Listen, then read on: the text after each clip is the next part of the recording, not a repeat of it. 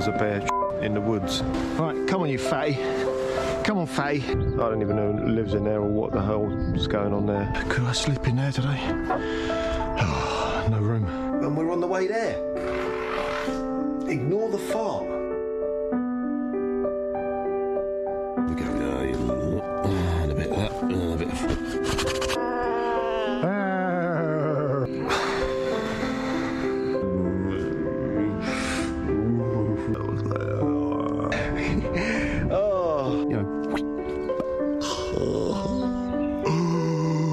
Singers, James, singers I've got.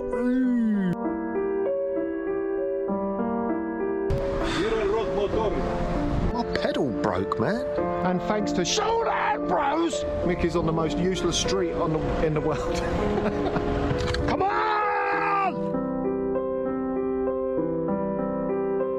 Always keep a shoe in your kitchen department, guys. Don't worry, it's the COVID talking. It's probably wild boar, a few bears, a lot of women washing their cars saying hi on the side of the road. Go on, Mick, feel it, Mick, feel it.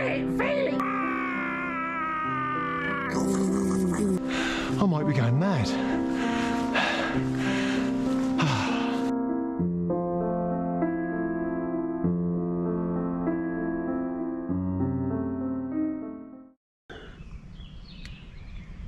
Want to see me underwear?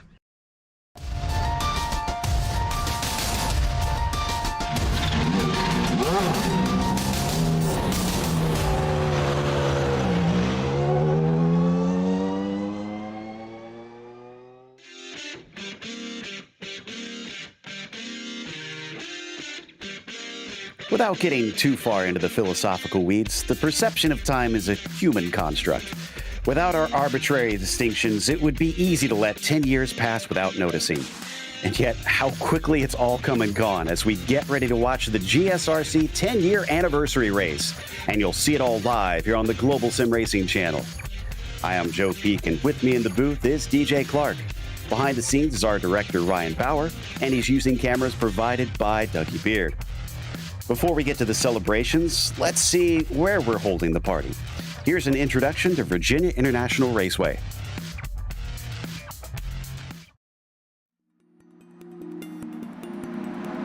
Welcome to Virginia International Raceway. Only a short trip away from the state's border with North Carolina, this track has had the rare blessing of being resurrected from the dead.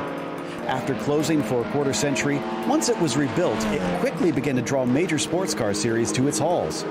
The new owners didn't skimp on refurbishing the place either.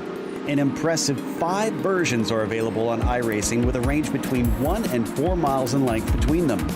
With that much pavement, the plethora of corners have earned some colorful nicknames. The horseshoe kicks things off right away with a never-ending double apexer that tends to suck the greedy out into its runoff. Later on, the climbing S's force you to thread the needle before spinning you out into the steep drop at South Bend. Then, of course, there's Oak Tree, which sadly no longer sees its namesake landmark on the inside of the turn, but still retains its frustrating difficulty. Let's not forget one of the scariest obstacles at the end of the lap, the roller coaster. The incredible speed drivers carry up into this blind braking zone is what causes it to require such immense bravery to get the most out of the lap. While passing can be tricky here, the long backstretch nicknamed Madison Avenue and the lengthy front stretch do tend to offer enough of a draft that you can still give a go at a pass. Still, track position is usually an important factor in most races. With the picturesque backdrop of the Appalachians around them, fans are not left wanting when they come to watch drivers face off at this historic track. It's no wonder the circuit has found success in its second chance at life.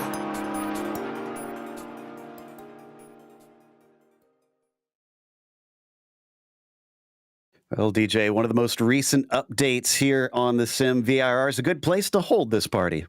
Yeah, it certainly is. Recently made free content here on the Sim. This is a track, though, that is going to challenge these drivers to the utmost. The whole first 2 sectors of this lap are a never-ending thrill ride. From the horseshoe all the way up to Oak Tree, it is just corner after corner. And really, with the exception of that first turn, you're not going to see a whole lot of overtaking opportunity. You are going to get a good chance going down into roller coaster off of the long back straightaway. But even then, coming down into that corner is a little bit of a one-way street. So if you want to make a pass, you've got to do it before then. But Joe, this track is really all about precision and rhythm, and then just getting everything around.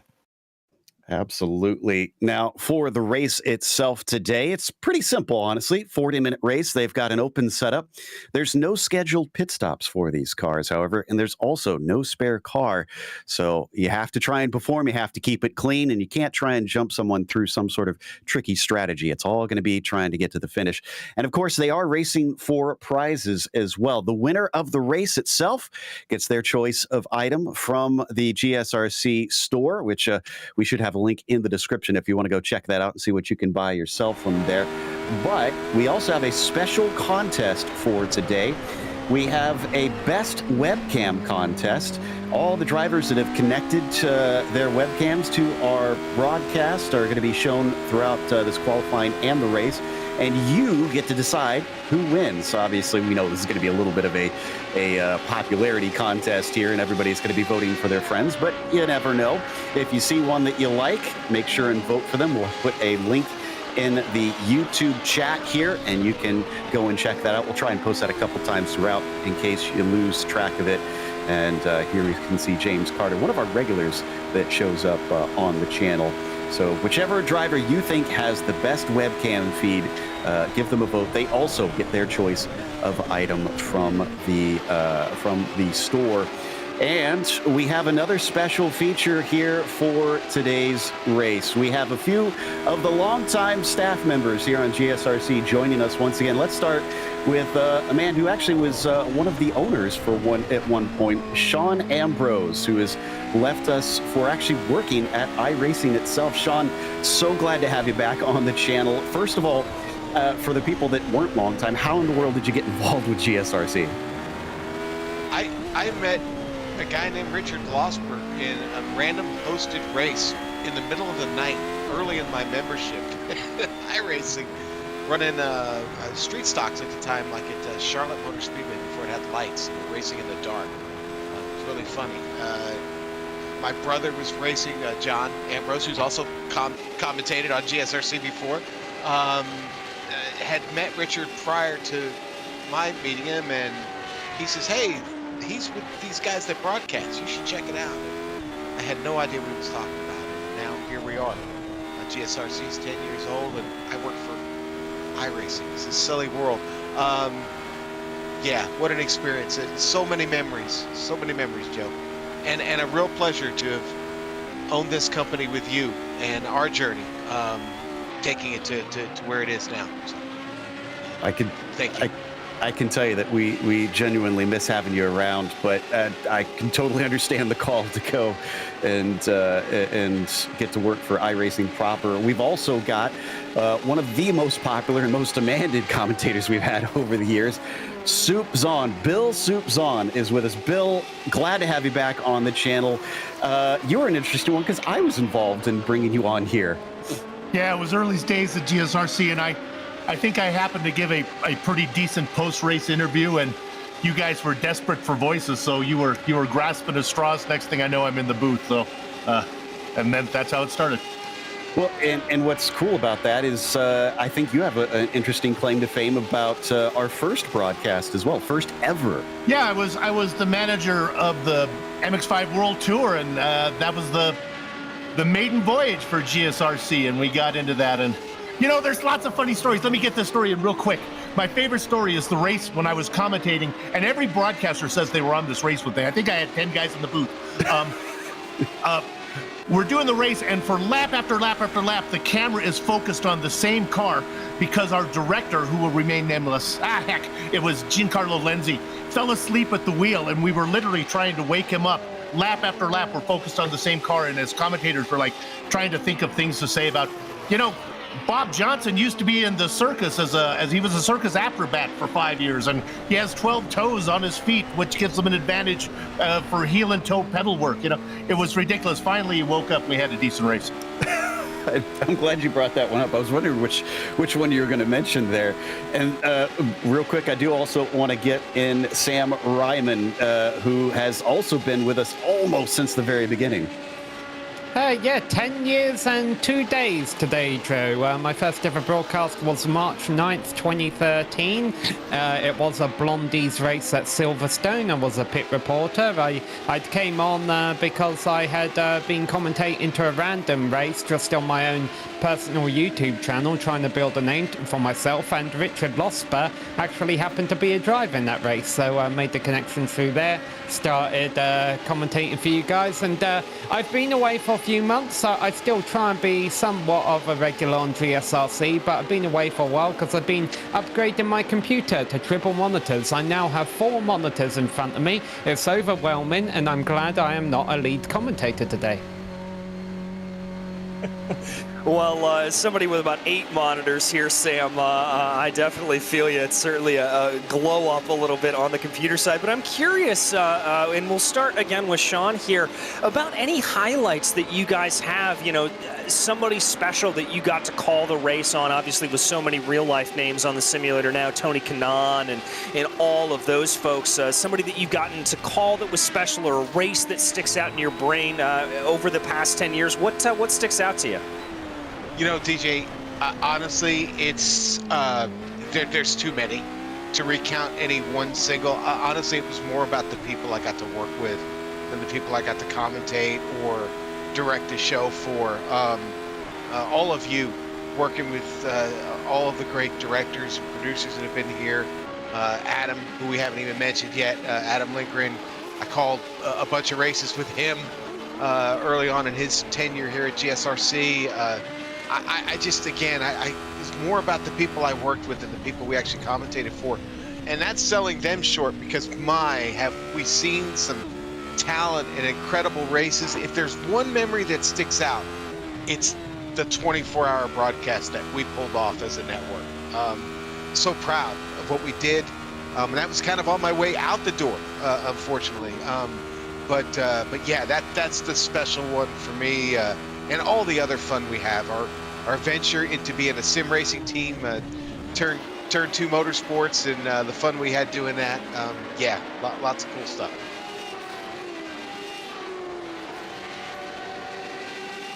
And Soup, you've had, I think, like I said, the most fervent fan base that we've had, just because you have what we've deemed as Soup-isms over the years. How does your brain work? Because the things that you come up with have like stuck in the mind of many a fan. I'll pull back the curtain on Soup. Yeah. I hear something, I go, hey, that'll work, and I just make a note. And my dad was a character. A lot of it comes from my dad, the sayings that he used to have. You know, I was talking about Sean. For me, when I was a kid, we had Indianapolis a pool every year where we would draw names out of the hat, and you get 11 family members, we get 3 drivers.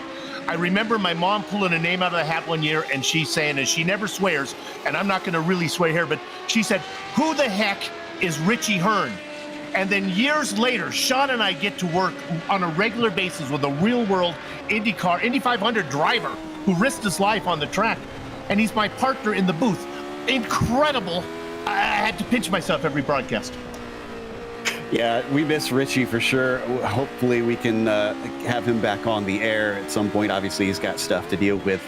Unfortunately, that's just the nature of sim racing, people having to come and go. Because, Sam, you're another one. More of us have kind of followed your lead, but you've been able to be involved with real racing as well, aside from your time here on the sim. Yeah, I worked from Fox Sports. I worked on their motorsports website over there in Charlotte, North Carolina from 2014 to 2017. And, a lot is happening in Charlotte in the racing world, so I got to have a few cool experiences there. We did all get laid off in 2017. I was kind of bouncing between jobs for a couple of years. Now I work for Feld Entertainment, which is a company in Florida that runs Disney on Ice, but it also runs Monster Jam and Monster Energy Supercross. So I get to work on the websites for those sports, which was a really cool experience too. When it comes to actual car driving, I do want to give a shout out to myself that I have been around Virginia International Raceway in real life in a Dodge Stratus, a 1997 Dodge Stratus. I got to do 3 laps around here back in 2011, and actually have a friend who's an artist down here in St. Petersburg, Florida.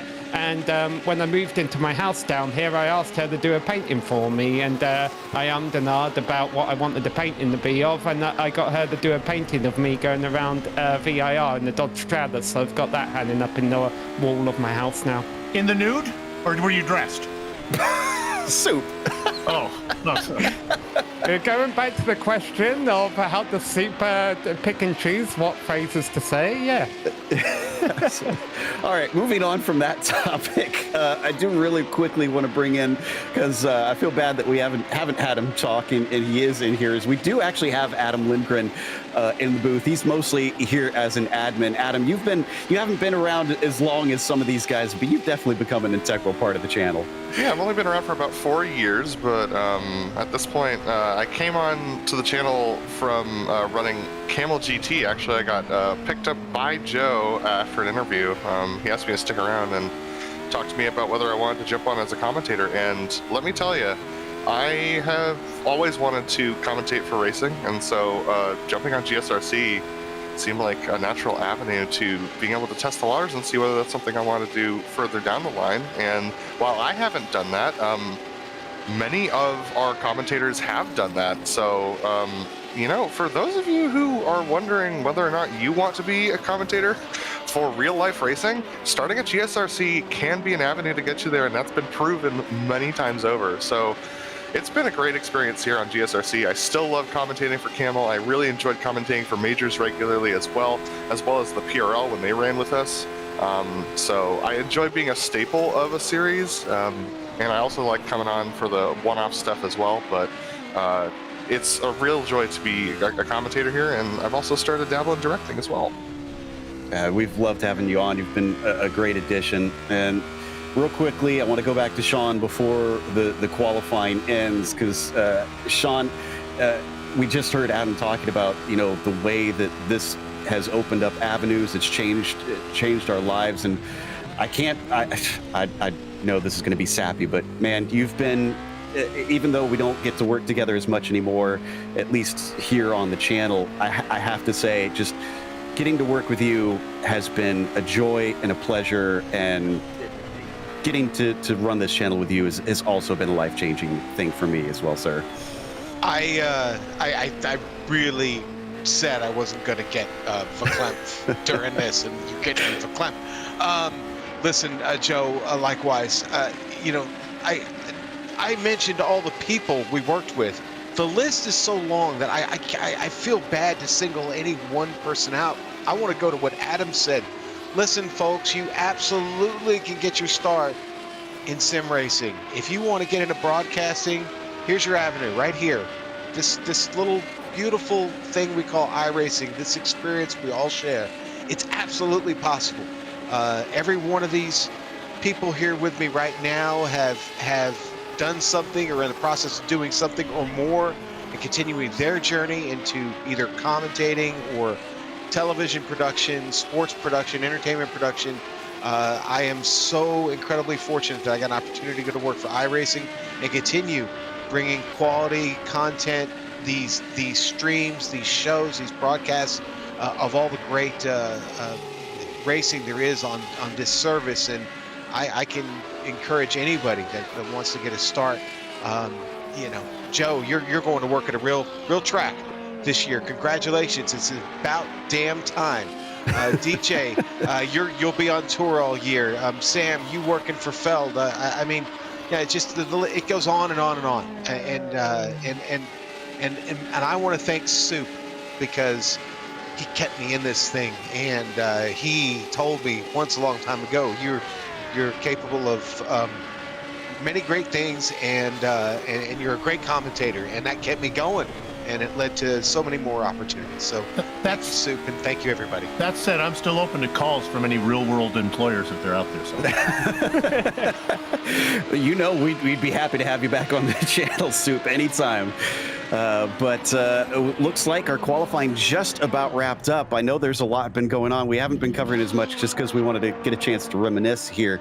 But Tomasz Simon, no shock there, is actually leading with Karl Modoff. Again, no shock there on the front row with him, DJ, and 40 drivers getting ready to try and take the win. This is going to be a stacked field. Yeah, it really and truly is. And of course, we haven't really gotten a chance to mention here running the old radicals, so this could prove a little bit of a challenge for these drivers. And here is your starting grid for this. Tomasz Simon, as I said, on the pole with Modoff starting in second. Ross Banfield has put himself into P3 as Topi Kortiniemi starts from fourth. Then it's Jukka Tolinen in fifth place. You've got Pauli Partanen starting P6. It's very stacked with the Finns here. Jukka Lesko, another one of them, in seventh. Michael de Turk starts P8, and Timothy Reed in ninth. And Paul Darling rounds out your top 10. Starting off in 11th, it's Arturas Kundalis, followed by Tom Layton of POC fame. Then it's going to be Michael Haflebason and Ove Trangerade in row 7. Billy Smith lines up 15th, followed by Daniel Stevens, with Austin Winter and James Carter in row 9. Joshua Thomas lines up 19th, and Megan Overstreet rounds out your top 20. 21st goes to Antonio Reese as Teddy Lowendick, one of our competitors there, starting 22nd. That one definitely caught my attention. Leif Peterson, P23 for him as Ian Haycock starts 24th. And it's Bobby West in the 25th position, followed by Laust Olsen, P26. Next row sees Brian Bennett, and then Wojciech Potacek will be 28th. Cam Porter starts 29th today, and Gwen Old rounds out your top 30. Steve Morris is going to be in 31st, followed by Doug Cloud. Then it's Michael Johnson and Eric Harmon. Chris Sherburne is going to be 35th, followed by Tony Hayes. And then it's Andrew Waring and Paul Lindsay bringing up the back of the field. 38 drivers, rolling start for this in the Radical SR8. And the weather conditions are honestly not too bad, 78 degrees. It's going to get a little sunsetty out, but it won't go away completely, but it should continue to cool as it goes. And a little bit of haze out there, it seems, as the drivers get ready to line up and take to the race. A lot of different leagues, some of them that we sadly are not covering anymore on the channel, but we wanted to be open to a lot of friends showing up for this one. Leagues such as the Precision Racing League. We've got the majors represented out here, Absolute Beginners. We've got Lotus 79, Camel, Lotus 49, all of those guys all out here, DJ. So this is a wide swath of people that some have never raced against each other before. Yeah, it's really going to throw a loop for these drivers. I think they're probably going to want to be racing around the drivers in the series that they are used to, but it's going to be a big, big question mark for a lot of them, having never run against one another, and they're going to have to figure out how they drive against one another. It's going to set a very, very interesting field here, and I think some pretty fantastic battles up and down we can be in store here around what is quickly becoming one of my favorite circuits in the world, and that is Virginia International Raceway. Hey, all right, quick comment, fellas. We're getting ready to start. I better shut up. Okay, yes, real quick. I'm sorry. Yeah, we're getting ready to go. And Soup, if you would do me the pleasure of giving us that most famous line on GSRC. Gather at the chicken steak covering on the cows because the horses are out of the barn. And they head down into the first turn with Simone getting a great jump. Battle for second between Modoff. We got a car off. I think that was Michael de Turk. And it looks like Banfield is unfortunately going to be unable to hold back Modoff. No, he is. He's gotten past him. And then up to the outside for third now. It is Topi Kortiniemi somehow managing to take the spot, DJ. Yeah, Topi Kortiniemi moving up through the order here. Modoff falling down 2 positions. A little bit of a scruffy start there for him. He's going to have to gather everything back up underneath him here. He's going to tuck up behind the wing of Kortiniemi. We've got another car off in the back. That's Tom Layton. As we come, oh yeah, there he is off just before the hill. Come up through the climbing S. Is Layton going to fall towards the back? He tends to be a quick driver. That's going to be tough for him to try and find his way back through. First lap already having a few troubles as they come into Oak Tree and onto the back stretch. A little bit of a challenge a little farther back from Kundalis, but unable to make the move. It is still Simone, Banfield, Kortiniemi. Yeah, they're going to continue running here. A little bit of a gap starting to grow between Banfield and Cortinemi right now, about 0.5 of a second as they work their way down the back straightaway. And here comes Karl Odoff with a move down to the inside. Oh, and contact for Cortinemi. He's going to send him off at the hog pen, and he skitters off into the grass. That'll be another driver losing a lot of places that's going to have a rough time trying to make some overtakes. So Shimon going to lead this first lap with Ross Banfield hot on his heels, but because of that little bit of contact, Modov has a big gap up to those top two. Yeah, he's got a gap of about 1.5 seconds here at that point. And remember what I said, going down into roller coaster like that, that is a one-way street. And I think Modov finding that and just toying the wrong way. We've got another car around. That's Ugaleskala. Oh, made an aggressive move there coming into the horseshoe, and unfortunately that spun him off. So drivers really wanting to get that prize here and have the pride of taking the win here today. That's going to set up a big battle here up for 4th position. Tolanen side by side. We got another spinner, Pauli Partanen, on his own. Timothy Reed fighting with Kundalis. He gets fed out side by side up through the snake. He's going to find himself in problem there as everybody now works their way around. Into the climbing S's as we check out the webcam of Michael Haflidason here in 6th position. Comes from the Absolute Beginners League, but clearly, Soup, he is not an absolute beginner with the drivers that he is sparring with. Absolutely not. And that's my vote for best camera, by the way. You like the you like the little the party hat there. I do enjoy that. I appreciate that little touch from Michael here. There's been some great ones. Again, you can vote for the best webcam of the race. They get a prize, their choice of item from the GSRC store, as he's going to take a little bit of a look from Arturas Kundalis down into the roller coaster, but he can't make it stick. Check out the YouTube chat or the YouTube description. We'll have the link there if you want to try and find the poll and vote for it yourself. You can change it during the race as well, so don't worry. But Jukka Tolanen now racing in 4th with a stream of cars behind him. Yeah, big stream of cars behind him here at this point. Tolanen having to go defensive down into the horseshoe right now. You see him just trying to check that off. Modov setting the fastest lap of the race. That's going to be something to keep your eye on. It looks like there that Tolanen is able to rebuff any of those attacks from Kundalis or Haflidason from behind. And now as they work their way up through the snake and down through the corner, here comes Kundalis looking down to the inside. Oh, and he's got it, but it switches back as Haflidason going to be able to rebuff him. Oh, they make a little bit of contact side to side. They're going to get away with it, but Haflidason stays in 5th. He's going to stay in 5th here at this point. We're seeing a lot of elbows out racing on the first half of this circuit. We ride on board with the 8th place machine here of Timothy Reed. He had a little bit of a look as they worked their way up through the rising snake. Not really an area where you can normally get an overtake done, but I think here that Reed certainly is looking hungry. They head towards the oak tree once again. Sam, I have to admit, I'm a little bit surprised. I didn't think it was going to be this aggressive in this race. I know there's some pride on the line, but my goodness, as we're checking out Megan Overstreet.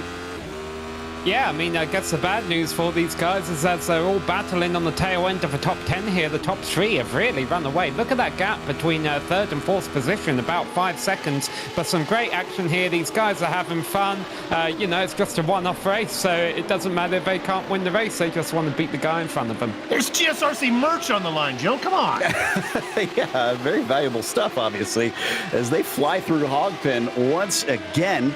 It sounds like Lee Peterson has made big inroads, DJ. Yeah, he's certainly starting to work his way up through the field. We ride on board with Ross Banfield right now as he works his way, trying to be able to see what he is able to do right now, trying to close that gap up on the leader, Karl Modov, keeping him very, very honest, though, here at this point. We're going to check out Ross looking from the back, another one of our webcams. Make sure and vote for your favorite driver. We want to get as many in there. We want a wide swath so that we get the absolute best webcam winning this competition. Looking back at 19th, Jukka Leskala on a recovery drive. Maybe that could be best webcam. Who's the most exciting to watch here on his way back through the field? Right now, he is behind Laust Olsen, another one of our camel drivers. Yeah, another one of the Camel drivers here. Again, so many different series being represented. We take a look a little bit farther back down in the field. Here's an absolute gaggle of cars. As there we see a move down to the inside. A little bit of Camel GT trickery, I think, going on. Maybe some drivers talking with one another. I think you've got some definite pride on the line here among the series. And they're all going to be able to want to walk away with a good result. Look at the battle behind him as well. That's Topi Kortiniemi, another one that's trying to recover, as that's Brian Bennett having a little slip up, loses grip off the corner. Now, Sean, I know you had a point that you wanted to talk about a little bit earlier. Is there something that you wanted to share with the class? Well, we're seeing it at the very front of the field with Simone, but I thought there was a nice representation of tin top versus open wheel guys in that top 10, in the starting top 10. And you got Banfield and Modoff fighting up front, a couple of tin top guys, and then of course Simone leading the field right now. But the battles throughout looking pretty good. I'm back here watching Darling right now going side by side, and almost 3 wide here coming through the hairpin. Yeah, things are getting intense out there. We saw Austin Winter, who is sitting in 11th currently. He's one that raced in the Weekend Warriors, who sadly not on the channel anymore, but has long history with it. As we checking out Ove Trangrade, one of the Lotus 49 Grand Prix Legends Series runners. As you can see the scheme on his, running in 10th position. He's up 4 spots currently. Yeah, and he's got a big train of cars ahead of him, including Timothy Reed, who we were on board with a little bit earlier. That's also Smith, Darling, Kundalis. And I think I like the strategy there out of Ove. He's just loitering back a little bit, waiting for everything to come into his play, maybe seeing if he can see a mistake or two out of the drivers in front and try to pick his way forward. That's going to be one of the easiest ways to get by here around this VIR circuit, is just put pressure to the back of the car in front of you and see if you can get them to make a mistake, and you'll be able to slip your way on by. Darling's got a good run on Arturas Kundalis. This is for 6th position. It's tough to make the pass, though, into the roller coaster, and Arturas gives a late defense. No wonder on that one, trying to keep him back. No change of position for now. No change here as they come down through roller coaster, now working their way through hog pen. Very crucial to try to carry as much speed as possible here. As we said, one of the best overtaking opportunities going to be going down into the horseshoe. Again, a little bit of a defensive line there, taken from Haflidason up in front as they now work their way down into that corner. Not seeing any pokes to the inside here. Everybody keeping themselves in order. We look back from Laust Olsen. We call it the pucker cam usually, because if you watch his face when things get tense, those lips tend to pucker, and he has a mistake behind him, unfortunately, just coming into the horseshoe. You can tell these are intense cars to drive, DJ. DJ Joe, Haflidason has spun. He had been pressuring for 4th place, and he has spun out from 5th position, up in many positions. Yeah, he's going to fall down to 15th. He manages to keep Yuko Leskola behind him. So a number of drivers, unfortunately, just unable to retain these vehicles, DJ. And yeah, that was driver error right there. Yeah, it was. And, there's a lot of horsepower being generated in the rear wheels of these cars. Not the most amount of downforce here. It's not exactly like you're running in a single seer where you've got front wings and rear wings and all that. Yes, there's a big spoiler on the back of the car to generate a little bit of downforce, but you're not getting a lot of front-end grip out of these cars. It's a lot of mechanical grip to work your way through the corners, and so that is going to be one of the things these drivers have to try to combat. And this is not often you're going to hear this one. Yuko Leskola versus Topi Kortiniemi for 16th here today. And they're going to be able to overtake potentially Haflidason going around the outside into the roller coaster. Brave move for Yuko, and he makes it stick. Makes it stick indeed. We said that was a one-way street. Clearly, Yuko Leskola not agreeing with us on that, but I'll tell you what, Haflidason gets a great run out of Hogpen. He's going to have a nice little draft here, and I also think Topi Kortiniemi there behind may have something to say about this. I love this from Leskola. He's got the GoPro hooked up with VR or something here, and has his personal view with his actual hands as behind him. That is Kortiniemi and Haflidason going side by side. Haflidason in the bright yellow has the inside down in a NASCAR. He doesn't quite have the position. Oh, a spin. That's going to send Kortiniemi off the course, Sean. You got a Skippy driver and 2 open wheel aces there just going at it back and forth, and poor Topi comes out on the short end of the stick there. Just all fighting for the same real estate, Joe. Yeah, that's the nature of the beast, unfortunately. Man, it's been hard fighting today.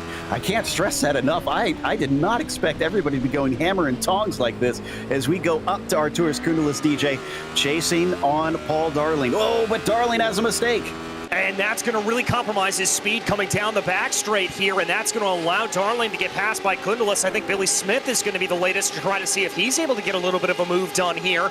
They're going to be looking like they almost may be side by side into the little dip before the roller coaster. Look there from behind from Timothy Reed. He's being aggressive as well.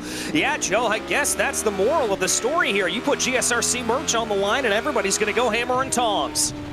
And we've been covering Billy Smith over in the Autobahn series, who he represents here today, Soup. And we were talking a little bit earlier about him originally coming from another older car here on iRacing, the Cadillac. He used to dominate the Cadillac. And, you know, it probably only applies to the broadcasters who know all these drivers from every series. But it's hard for me, Joe, not to look at them not so much as individuals, but representing their series. It's so cool. Yeah, same here. Some drivers we haven't seen in some time on the channel as they come down into NASCAR Bend once again. We're going to hop on board with Josh Thomas now, who is at the back of this train. This train has stayed pretty long despite us going many minutes, actually a quarter of the way into the race, DJ. Yeah, it's really kept itself together here. The front of the field starting to spread itself out. Shimon holding on to about a 2-second advantage. Modoff and Banfield having about that same distance there, and then a big gap back to Jukka Tolvanen. But this run from Tolvanen all the way back to Leif Peterson, that's about 4th to 13th. Very, very close running. And the drivers there again with the webcam contest. Make sure and check out the poll in the chat to vote. Josh Thomas's. I got to give him credit. He is up way late at night for Australia or New Zealand. He's from the Australia-New Zealand club, so we don't know which particularly. But I hope he has like a racing den or something, because he's got like rave lights going on there. Yeah, that'd certainly be a little bit distracting if there's a partner in the room trying to sleep. That I know that was my first setup, and let me tell you, that was not always great. I'm getting vibes of Yeah, that's going on there.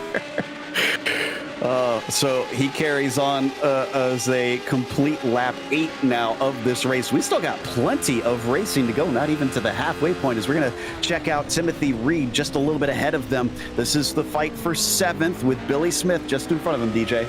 Yeah, trying to hold that line there. You see Reed just taking a little bit of a narrower line down through the horseshoe that can be able to make it work.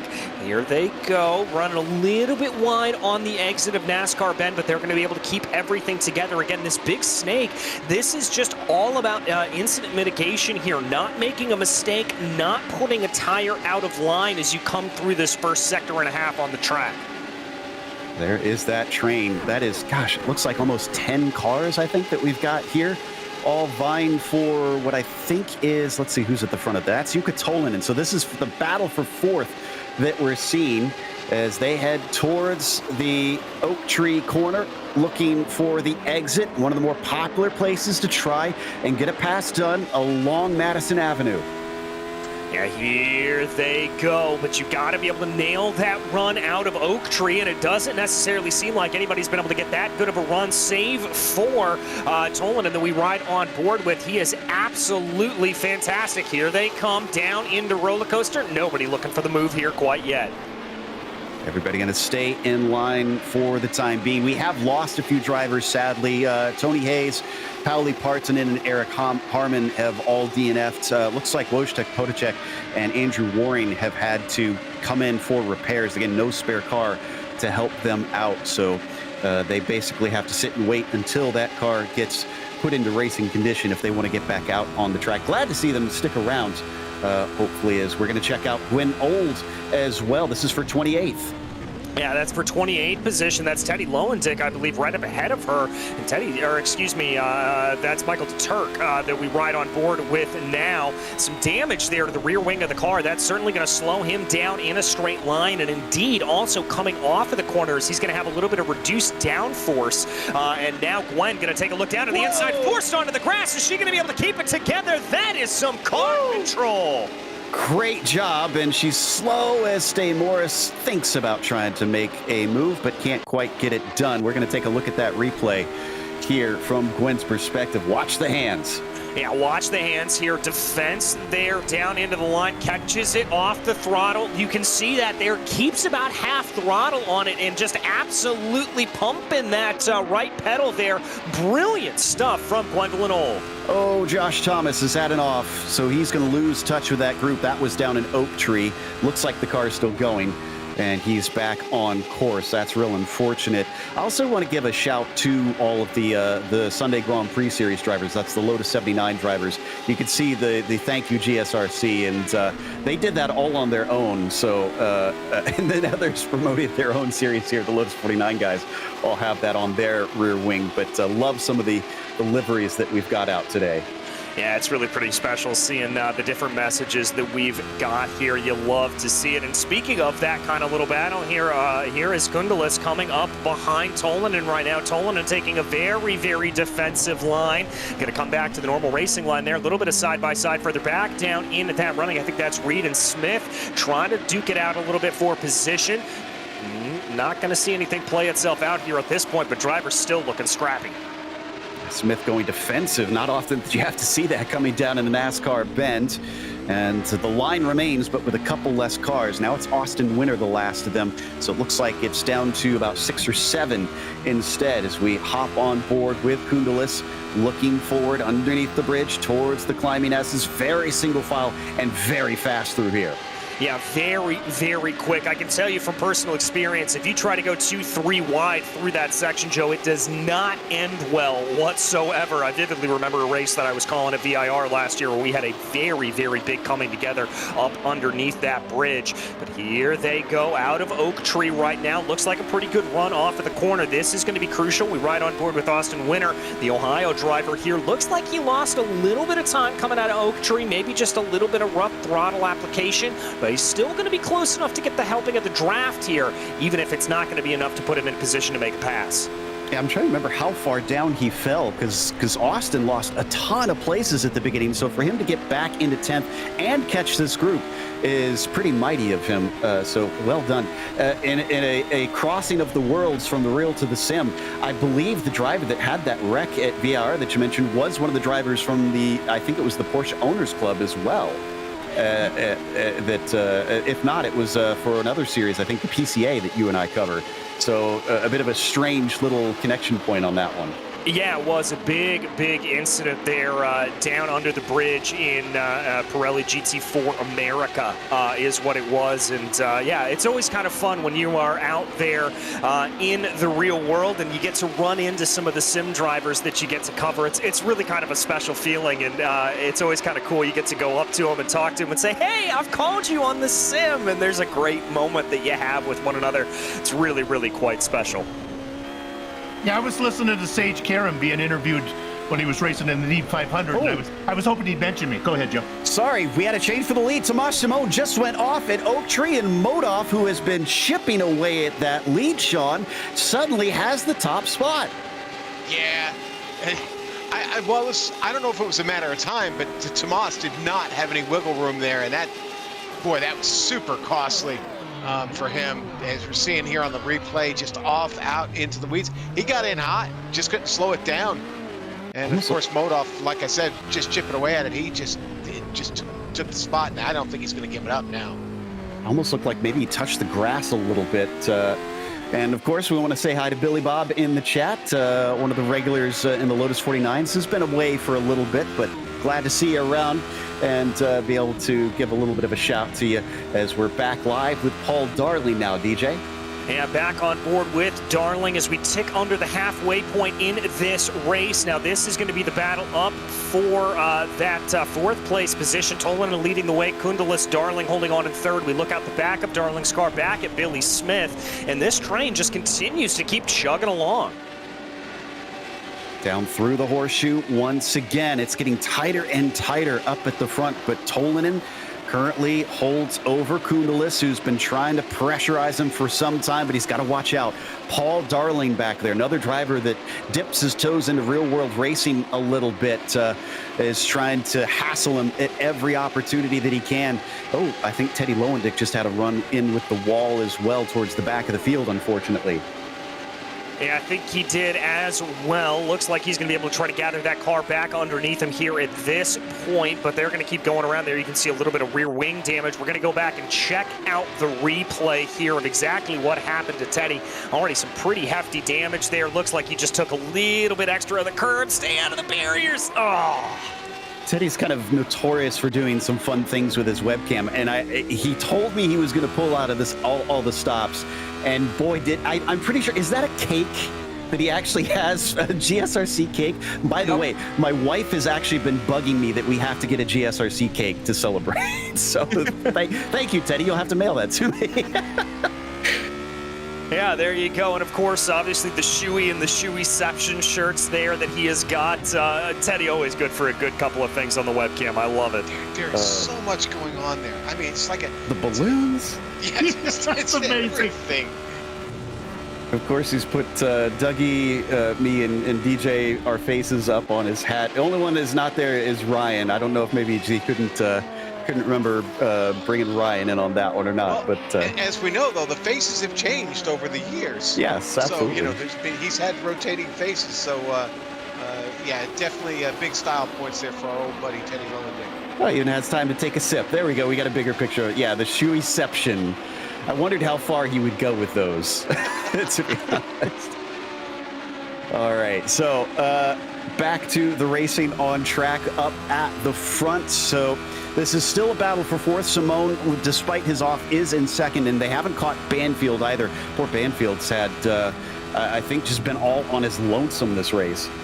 Yeah, really and truly has kind of been an island unto himself, unfortunately, as he tries to work his way around a little bit more. There we follow the 35. This is Kundalis still stalking behind Tolanen here at this point, trying to be able to hold on. Ooh, a little bit of a rough run there coming off of the line for Banfield. That could set up a little, or for Tolanen, could set up a little bit of a run here. Could be as they come up towards the roller coaster along Madison Avenue. Let's see. They've lost Yuko Leskala. Leskala is out. He has fallen down to 15th position just now. Wonder if he also had a problem up through Oak Tree. Yeah, actually, well. Yeah, DJ, Yuko Leskala just had a self-spin there going through Oak Tree, as you said, Joe. So just sliding off a little bit, just caught the grass on braking and just slides and hits the wall. Pretty hard contact. That was a big hit, unfortunately, DJ. Yeah, big flap of the wall there. That's not going to do him any favors, and Yuka's now going to have to nurse that car around here a little bit more. Hefty damage to the left-hand side as well as the rear. Oh, this is so cool. This green screen method that we've got here for Yuko. That's going to be hard competition for best webcam there. I know Teddy's is obviously a favorite, but this is one of the coolest things I've seen. I hope he needs to connect this to the camel races.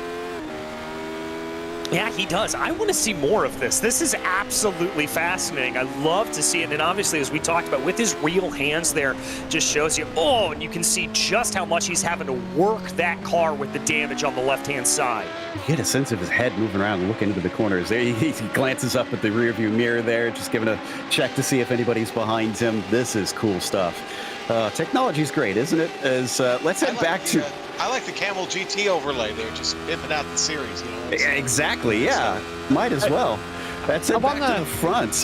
Go ahead, Sam. Yeah, I want to throw my 2 cents in here, Joe, on what we're seeing for 4th, 5th, and 6th, as 5th and 6th are getting quite close at the top of a hill, but not close enough to do anything. I think what's happening here is Yuka is running with very little rear wind. I think he is holding up a bit of a train here. We saw Haflidason try to pass him earlier, but couldn't pull it off. And it seems everyone else, when they get right close to his rear wind, exiting the oak tree, they just don't have the pace for him down the back straight, even down here on the front straight. They've got a great toe on this number 22 car, but they can't do anything about it. Yuka is running about a second a lap slower than the 3 leaders, running 1:40s out here. I do wonder if there's a couple of cars in this train who could run the pace of the leaders, maybe catch him a little bit if they could just get past Yuka. But credit to him if that is what's happening. If Yuka doesn't have a lot of rear wind on that car, he's holding onto it through the twisty bits. He's able to gap the rest of the competition down the straight, and he's holding 4th place pretty well. He is. We talked about that, DJ, when we introduced the race details, that it is open setup out here. Everybody came in with the ability to try and get the most out of the car.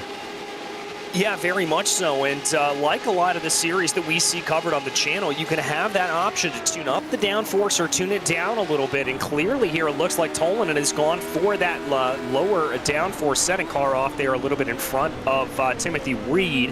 I think that may have been Paul Darling just dipping his toes into the grass a little bit. But Sam, you're absolutely right to that point as he gets onto the power here and just starts to stream away down the back straightaway.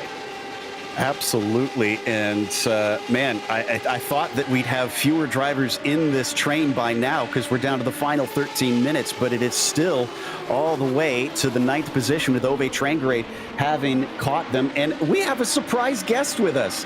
I wasn't sure that he was going to be able to get here, and hopefully we've got a microphone set up for him. Giancarlo Lenzi, one of the other originals. Me and Giancarlo were one of 2 of the first 5, I guess you could say, that helped run this thing from the beginning. Giancarlo, welcome. Hi, guys. Sorry, I pulled in a Dwight Schrute. I'm here. I just, I looked at my alarm, and I just had a kind of rough night coming in, so I apologize for being super late, but guys, Giancarlo awesome. Overslept. What a surprise. Giancarlo's still having rough nights. What a surprise. Okay. Okay, GL, I'm sorry, but Soup had to tell the story of you falling asleep on air, so that's what he's referencing. I mean, have we not all done that? I haven't yet. I've gotten very sleepy, but I haven't fallen asleep on the show yet. But okay, so I wanted to get to talk about this, but I felt weird, telling the story myself. GL, would you do us the honors of just a quick rundown of how this whole thing formed in the first place? Oh man, yeah. I mean, so GSRC. I think that was really one of just the first names that we kind of came up with. We were racing in the Continental Endurance Sports Car Series, which was just a playoff, a real series. I forget, it was something very close to that. Continental Tire Series, I think it was, yeah. Yeah, Continental Tire, and which was run by Wes Eric, and we were getting we decided to seek out a broadcast. We got broadcasted by one of the early broadcasters, which was Glacier TV. Later turned into Race Spot. Race Spot, thank you. And it was a pretty good broadcast. There were some gaps here and there, kind of in the coverage, just because of the time change. It was they were based out of Finland, and it was just it was getting a little messy. And so I kind of started thinking, I've done some of this kind of stuff before. We've actually fixed this kind of stuff up. What can we do for our series where we pull this kind of thing off ourselves? So we kind of started looking into it. Did a couple of test runs. We saw that there was some software out there developed, which preceded ARTVO. Very early days for just displaying things on screen. But then, I kind of started asking around in the forums, hey, I've got some test footage. Does anybody want to help set this up? And Joe you were one of the guys to hop on. We had Richard Losper, famed Australian, and Kevin Brown, who is one of our directors and help run the technical stuff, and then it kind of slowly turned into, it's like, hey, I think we could do this a little bit more, and we just booked right out of the gate. We just started getting anything we could and eating anything we could for getting this stuff going. And that was GSRC. Yeah, I'll be honest, when I first came on, I thought, as we've had this fantastic battle here still going on for this top 4 position here amongst many of the drivers. When I first got on, I initially thought I was going to be more of a behind-the-scenes director sort of position, because I came from live coverage stuff at a very small scale.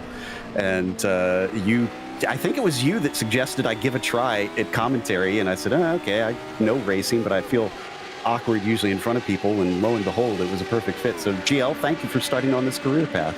You sir, I mean, you're one of the guys where it was like doing what I love and like doing taking my hobby and saying that I can turn it into some sort of like job. Absolutely. I was like, dude, that's awesome. Thank you. That was Paul Darling that we just saw off track, who now falls to 10th, and he might lose touch with his train. It is still Jukka Tolinen leading this group as it is still Billy Smith, Timothy Reed, and Ove Traingrade giving chase. Sorry, go ahead, GL. We got some fantastic drivers in this race. I was watching just a little bit as I came in, and these, the new VIR and having it be a radical, a legacy car is awesome. So thank you for guys for putting this on. Well, thank you for coming in. I'm so glad that we had Gio. I was hoping it was kind of in the air if Gio would show up, but again, one of the OG starters of GSRC for the channel. And real quick, I do want to bring in Sean one more time before we get to the end. Sean, thank you so much for joining us. And thank you, Joe, for reaching out to me. And listen, I would be extremely remiss if I did not mention Amjad Yaman and what he meant to GSRC. This overlay that you're looking at that's withstood the test of time and has been hacked on and worked on and improved every way we could. He was the guy that put this together, had the faith in ATVO and their graphics package, and again, it still stands strong when we look at that tower on the left. I love Amjad. I thank him, and I thank GSRC for every opportunity I was given, because I wouldn't be where I am now without it. So thank you, and damn it, I did it. Sorry. Yes, I'm glad you brought him up. I feel bad now because we don't have Amjad here, but Amjad, I don't know if you're watching, buddy. We miss you, and I know he's off doing his own thing. He's not in the broadcast world as far as I'm aware, but has gone off to pursue all kinds of career options, and he's been so critical to helping get it to where it is. Also, quick thing on our overlay here, quick credit to Sean's brother, who did a lot of work on it, and also to Zach Brown and our own man behind the scenes, Ryan Bauer, who've done a lot. That was close stuff coming up into the braking there between Kundalis and Tolinen, but Tolinen is still up in front of him, DJ. Yeah, still keeping up the pressure here at this point. Very, very good running here. I've been keeping my eye on this battle, Joe. This has been absolutely close running for all of them here at this point. And with only 6 minutes left to go in this race, this racing is just going to get better and better as we close down on the checkered flag. And I apologize to Zach Johnson. I said Zach Brown, apparently. So Zach Johnson, who did the work on this. Been watching too much F1, I guess, as we come down into the NASCAR bend. Tolinen, what a defense today. Yeah, absolutely incredible. And exactly what Sam was able to say earlier, just a good setup and a great defensive drive right on board with Cam Porter here as we look a little bit farther down in the order. Battles going on in front of him. Cam Porter, another one of our webcams, the cam as he called it to me when he let me know that he was going to be showing up for this. I think we're going to have to start calling it that now as he chases behind a number of drivers. This is Bobby West, Tom Layton, and Laust Olsen. Laust Olsen, another of our cam drivers, up there in 15th. Yeah, up into 15th here. We take a look out the back right now. You can see just that sort of poking and prodding, trying to find a little bit of a run here as Laus looks like he's going to have a little bit of pressure from behind here at this point. Not really able to get anything done, though, through the rising S's, as he's going to have to stay in line here at this point. I just realized that looked like a real racing suit that he's got behind him. I don't know if that's some real racing that he's done. I'm gonna guess it is, and that's a pretty good little nod to trying to get best webcam vote there. I don't think I've seen him do that before. Yeah, I like that, and a very nice helmet design. Classic, very, very good, but he's going to have to worry about right now because there's a little bit of a pass coming up behind him, but we ride on board with Billy Smith right now, who's thinking about a move there on Kundalis. Not able to get it done. Kundalis tried to take a move on Timothy Reed. Everybody trying to be able to get a move done here in the last couple of laps. Don't need to go to it, but I can report that Leighton, who was chasing Olsen, did manage to get that 15th position away from him and is now overtaking it. Down to just a few laps to go. That was a big slide from Timothy Reed. He's going to be slow, but Kundalis has no place to take it. No place to take it there through the snake and out a left hook. Kundalis continuing to put pressure onto the back of Reed, though, as they get up into the rising S's. Holding in behind is Billy Smith, but again, just not able to get that pass done. He's going to have to wait to try to do it down the back straightaway. Coming up towards the oak tree over South Bend, very blind as it dips there. And then coming up into the awkward braking of this double right-hander, he sticks right with it.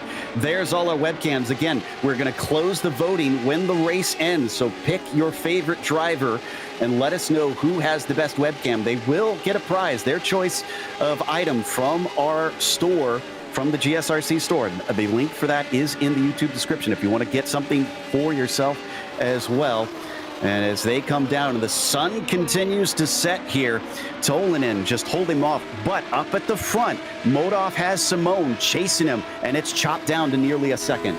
And the crucial thing here, I think, for Shimon is if he's able to get that gap down under a full second, he's going to get the full benefit of the draft coming down the back straightaway. And so that's going to be a huge, huge run there for him. But the other thing they're going to have to worry about with Modov in front is that's Chris Sherburne, only about 2 seconds up the road. That could be a little bit of lap traffic that could scupper any chances here of Modov. Oof. That's something that we haven't talked about. It's a pretty big field, so yeah, lap traffic. Will that become an issue? It got closer between Tolinen and Reed, but Reed couldn't make the pass, so that will stay put. And did we just lose Paul Darling? Something happened to Darling. Yeah, guys, Darling had a self-spin and unfortunately quit the sim before he hit the wall, so not super happy with his performance today, I don't think. Yeah, that is a real shame. So just slides down, and unfortunately the long grass run down to the barriers is a lonely one here at VIR. Here we go. A big move down to the inside coming into Oak Tree. That's Kundalis with Timothy Reed side by side. It's going to be a drag race, and they're going to be joined as they run down Madison Avenue by Billy Smith. And there you're going to see Kundalis back out of it, but Smith is going to pick up the pieces here at this point. He's going to be able to try to work his way on by Kundalis. He's got a nose ahead, and he's got the preferred line going down in a roller coaster. And I believe it's 1 lap to go. White flag just waved for Karl Modov with 0.8 of a second between them. Let's head up to the leaders. Here's Tomas Simon. He lost the lead earlier, DJ, but can he hunt him down? Well, it was down to about 0.8 of a second, but that little bit of lap traffic, I think, got in the way there for Shimon. It's now going to be holding at about 1.2. Let's see if Simon has got the ability to close this down. He's going to have a Herculean effort to catch up to Karl Modov. These are two drivers that have been absolutely dominant in their respective series. Karl Modov, when we covered the Precision Racing League, at one point won every race of the season. Tomas Simon came close to that in the Sunday Grand Prix Series for the Lotus 79. Both of them have taken championships, multiple ones, in fact, and Simon has gone on to race as a Black Stripe Pro driver in iRacing with the Dallara IR01. But can he manage to get this down? It's down to 0.9 of a second. He's running out of time. Running out of time here and running out of draft. The gap is under a second. It's 9.5 tenths here. We're going to check back in on the battle for P4, though, because this one's getting even hotter. This could come down to the very end itself. We'll try and cover it as much as we can. Oh, that's a little wide coming into the corner, but here we go. Modoff is going to come out through Hogpin. All he has to do is be clean through here, and he is going to be proven to be the fastest today here in the 10th anniversary race of GSRC. Karl Modoff takes the win at Virginia International Raceway. Simone is going to finish about 0.8 of a second behind him. It's a battle of what could have been, but we check back here in that battle. 4P4, Tolanen holding off Reed, holding off Kundelis. What an amazing run. Tolanen, another dominant driver over Camel GT, has shown he knows how to fend them off. If Timothy Reed can get a run to the line, he could do it, but I don't think it's there. That's going to go to Tolanen for 4th, Reed 5th, Kundelis 6th, Billy Smith 7th, and Train Gray the last of that long train that lasted literally the entire race. Yeah, and we're going to ride on board with Topi Kortenemi here. He's another one that's trying to gain a couple of positions. That's Antonio Rice up ahead of him, going to tuck up behind right now, but it looks like Rice is going to be able to finish in the top 10. Kortenemi going to have to settle for 11th. Doug Cloud going to get the biggest mover, potentially up 15 positions into 17th as we got one more battle just in front of him between Bobby West and Laust Olsen. Ooh, he's under threat. Does West have enough of a run here? He's going to get into the slipstream. No, it's just not there. Good straight line speed there from Olsen as they cross the line. Yeah, he's able to just hold that out here at this point as we wait for the last couple of drivers to come across. But talk about a day out there for Karl Modoff for the Precision Racing League, the West Coast driver. Just a brilliant drive out here for the 948. And that's it. That's going to end the race, but it's not the end of our show. Stick around because we've got more to come. We've got driver interviews as well as the unofficial results. Racing isn't easy, but experiencing it is. iRacing puts you in the driver's seat with the industry's leading sim racing game. Drive on laser scan replicas of the greatest racing circuits from around the world. Go head-to-head against other drivers chosen by skill-based matchmaking to ensure competitive racing at every level. Compete across all your favorite series. In officially licensed cars, engineered to deliver the most accurate driving experience possible.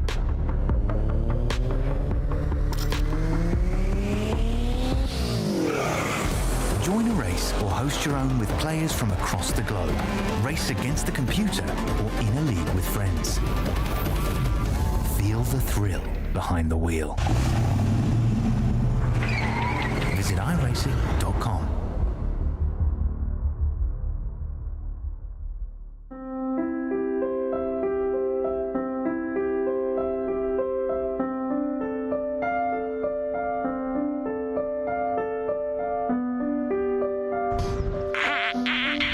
There's a bear in the woods. Right, come on, you fatty. Come on, fatty. I don't even know who lives in there or what the hell's going on there. Could I sleep in there today? Oh, no room. And we're on the way there. Ignore the fart. We go, and a bit of that, and a bit of...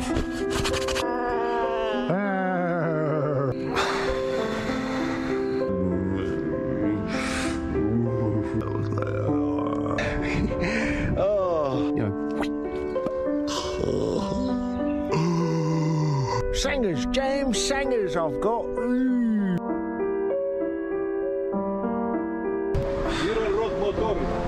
My pedal broke, man. And thanks to Showdown Bros, Mickey's on the most useless street in the world. Come on! Always keep a shoe in your kitchen department, guys. Don't worry, it's the COVID talking. It's probably wild boar, a few bears, a lot of women washing their cars saying hi on the side of the road. Go on, Mick, feel it, Mick, feel it, feel it. I might be going mad.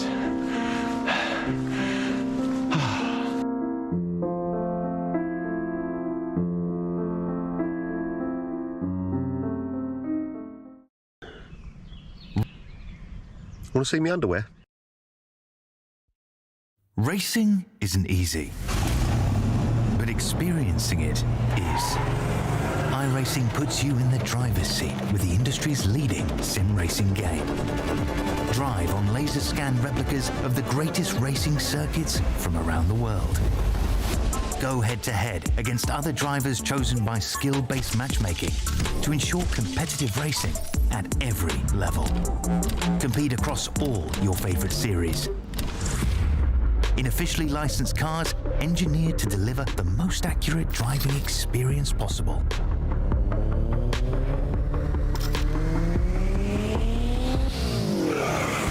Join a race or host your own with players from across the globe. Race against the computer or in a league with friends. Feel the thrill behind the wheel. Visit iRacing.com.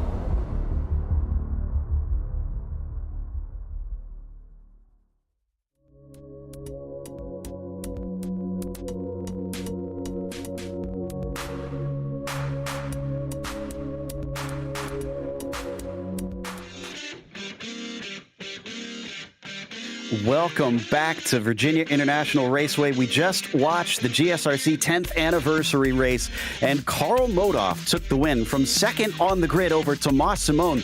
It looked like it was going to be a dull race up front for much of it, and then Tomas had an error that suddenly put him back into second. Carl was able to hold him off. It came down to 0.7 of a second at the end. Ross Banfield, bit of a lonely one, but he deserves credit for that podium, as Tolanen finished in fourth, and then it was Timothy Reed, P5, fighting him the whole way. Kundalis was up there for much of the time, but he slipped down to sixth as Billy Smith finished seventh, and Ove Trangrade is eighth today. Austin Winner was P9, and Antonio Reese rounds out your top 10, up from 21st. Coming home in 11th place, it was Topi Kortenemi with Leif Peterson following him home. Then it was Tom Layton, who had a little bit of an early spin there and was able to recover up to 13th. Last, Olsen and Bobby West round out your top 15, with Doug Cloud in 16th and Cam Porter in 17th. Megan Overstreet able to climb her way up into 18th, followed by Brian Bennett and Gwendolyn Old to round out your top 20.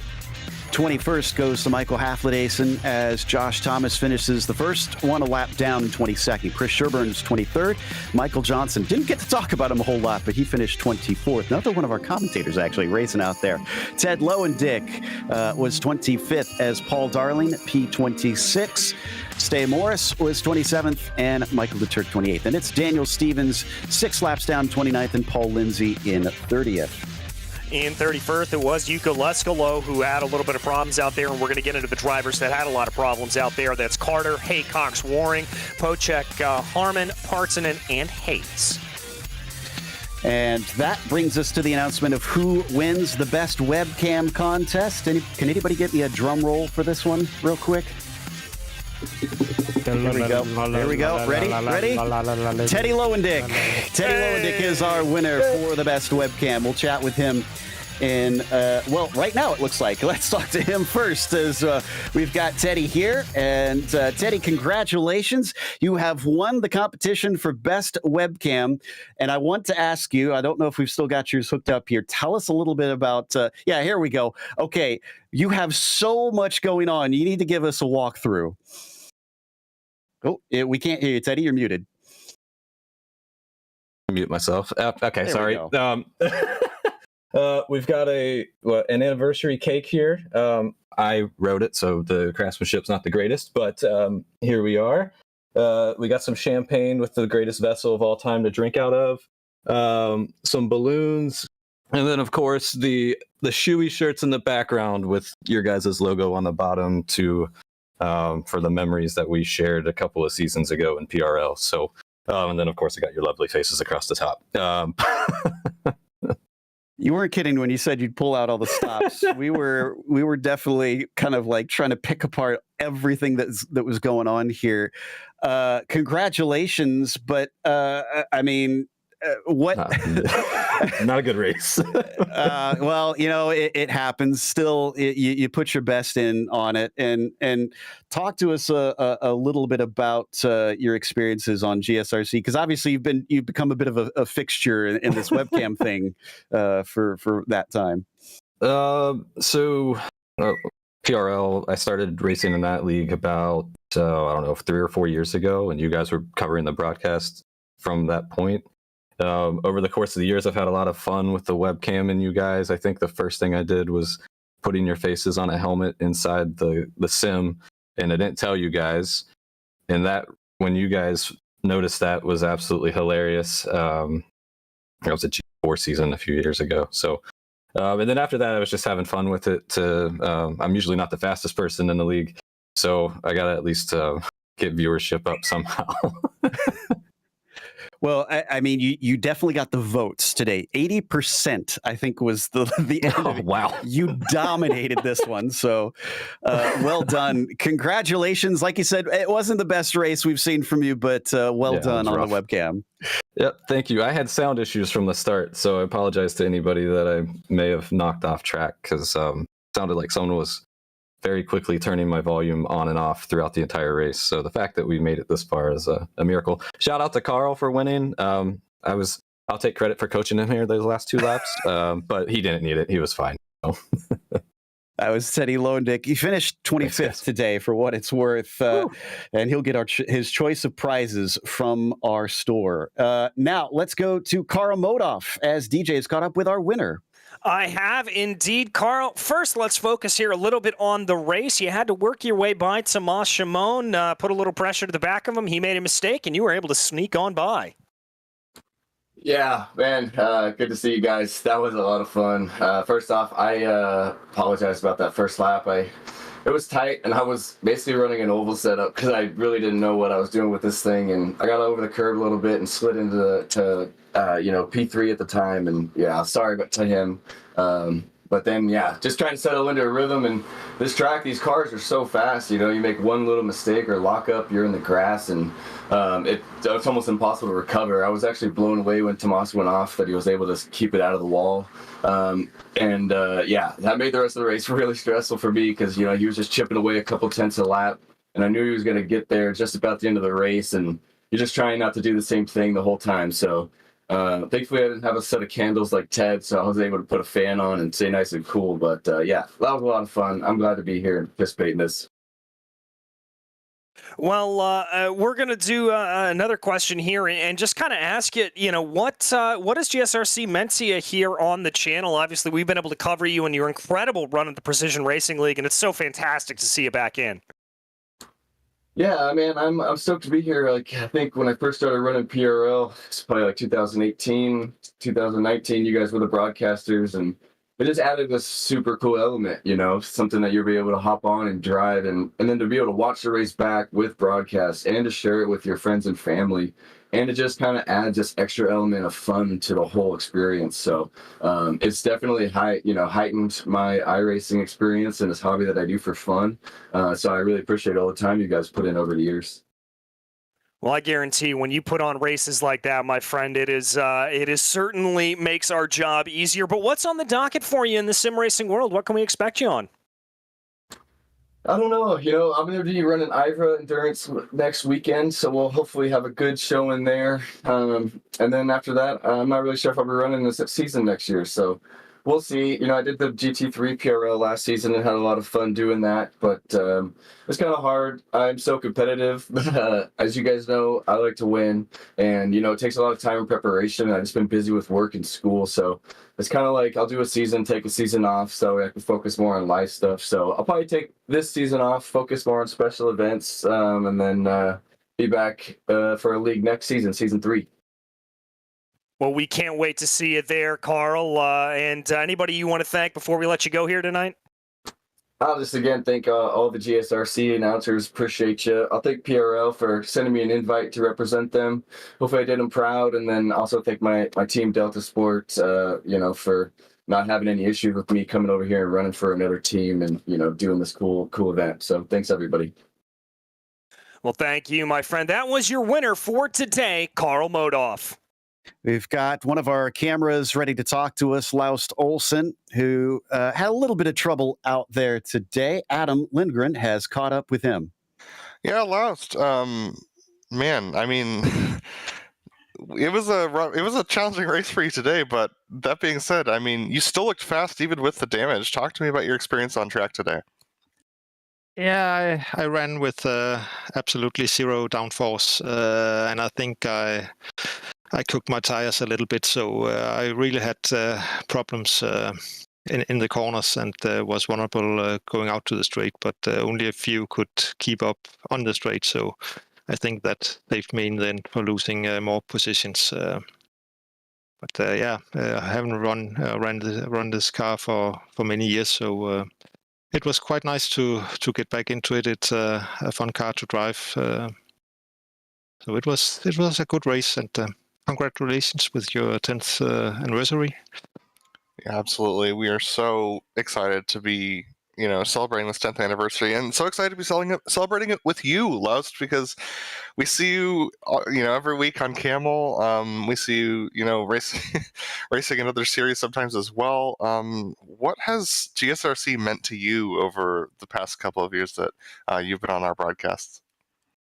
Yeah, first of all, you guys do a really good job. You always do great commentating, and then being able to watch back the races afterwards is I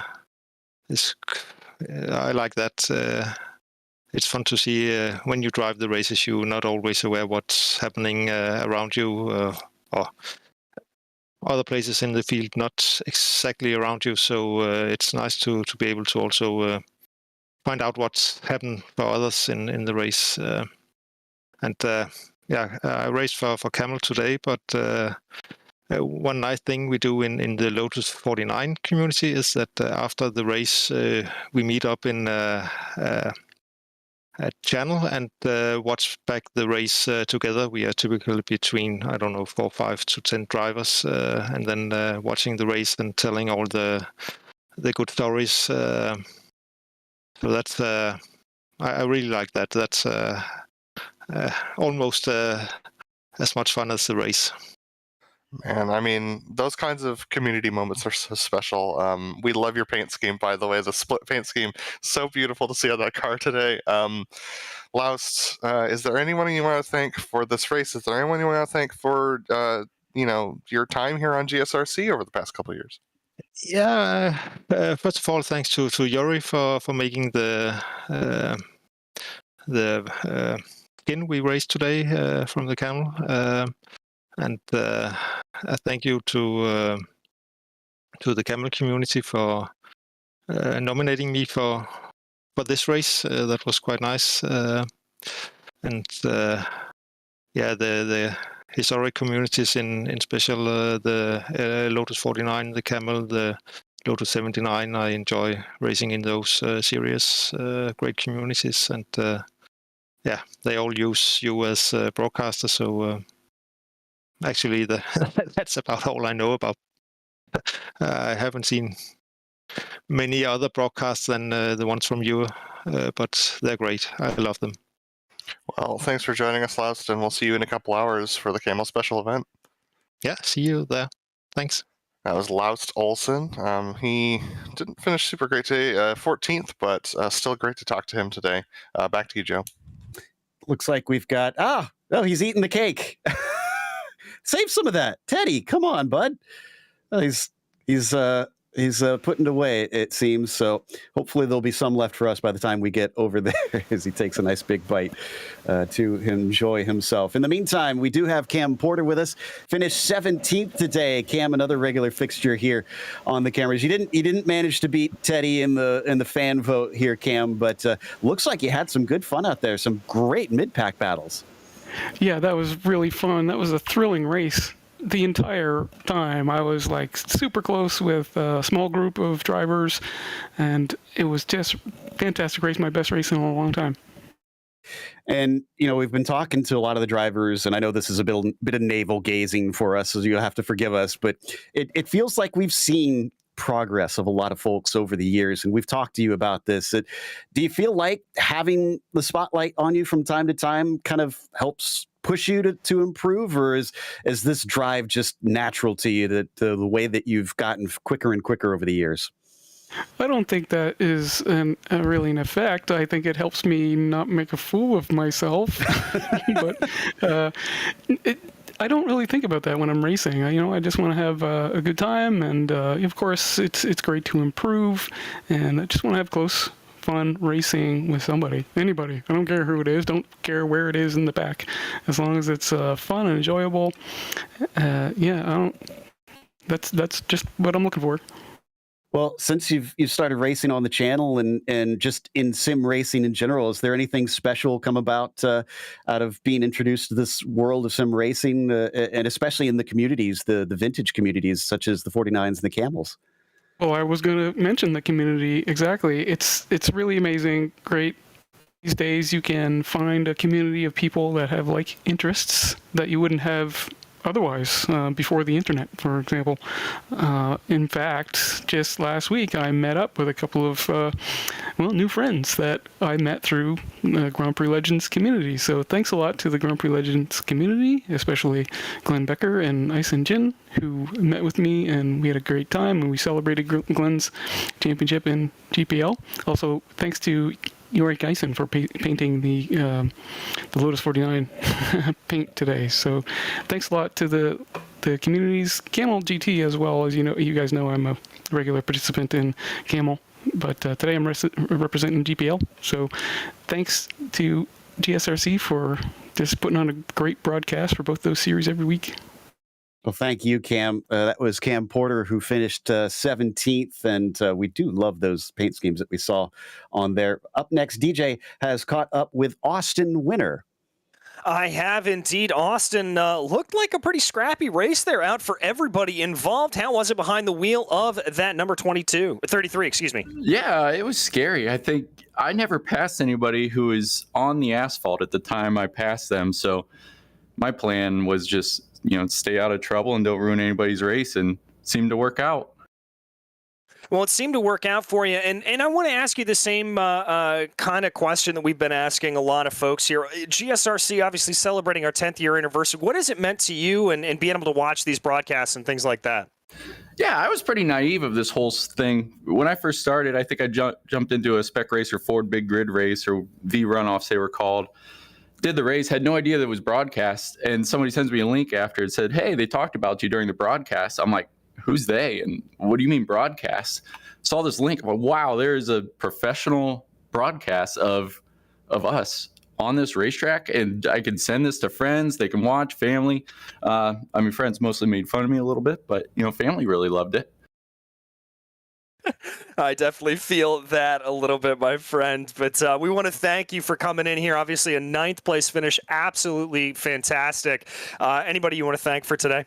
Yeah, thank you guys. This is wonderful. Love the format. Love the racing. It was a lot of fun. And I got to shout out Stevie Ray from the Spec Racer Ford community. He really ties that whole community together, running the leagues, running big races. Truly great guy all around. All right, well, thank you so much. That was Austin Winner, your 9th place finisher here today. And one last one, we're going to talk to Ross Banfield, who finished on the podium, but had a bit of a lonely race. So let's give him some company. Ross, you gave him a good run for your money, but man, it looked like the talent really showed up today. Yeah, I feel like a lot of it, I wouldn't say a lot of it, don't get me wrong, but it definitely felt like the set was off on my end, because I found a set yesterday, the day before, that gave me about 7/10 a lap. So there's definitely something to be found in the set. I just didn't have any time between work and everything else. And I was also practicing with the wrong car, so that was a fun one. I double-checked the email and saw that it was the old Radical, not the new one. Which actually, I like the old one more, so it kind of worked out. But I was like getting all this practice in, and then I was like, oh, it just went all out the window. Whoops. Yeah, we tried to make sure that everybody could participate and didn't need to buy content for this, obviously. But I'd say you had a bit of an advantage. You come from the majors, which runs all different kinds of cars, so you're a very flexible driver usually.